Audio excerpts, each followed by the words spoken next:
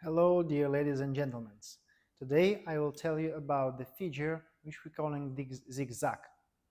Zigzag is usually a figure which we're using in Cha-Cha-Cha and in Samba. And in Cha-Cha-Cha it's not so hard to do. Yeah? We have first step to diagonal or to front, doesn't matter which direction you need. Then we need to collect our legs, exactly collect our feet, yeah? And to do a very fast changing of direction. And in this time I'm already standing on my right foot. Yeah? I changed the way. I was here, now I'm here. And then I'm doing the backward step. Of course, all of this is we doing the straight legs. And then the backward step, collecting and changing, and step. But in Samba, usually all of my students have the same problem. We are doing the step, we're using the bounce action. After this bounce action, I have an inertia to collect my leg and to change the direction. And then I'm going back.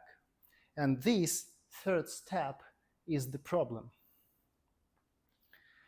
Because the students are putting only toy on the floor, but they need to use the heel. Heel, because they need to use the bounce action again. Bounce action to change the leg and direction. And this step is again making with the heel on the floor to use the bounce action. So we have bounce, change, bounce, change, bounce, change.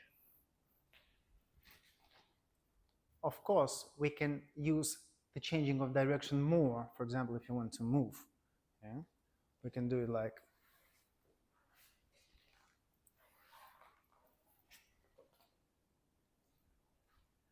and don't ever miss that this figure is calling zigzag and we are doing it with the rhythm slow as slow. Slow and as slow. Slow as slow. Slow as slow. Slow as slow. And we have another one which is calling the box step. And the box step we are doing without the bounce and in the rhythm quick, slow. Like this. Press line, step. And here we can use bounce. Slow. Simple step, bounce. Quick, slow. Quick, slow. Quick, slow. Quick, slow. I wish you good luck in your practice. See you on the next videos.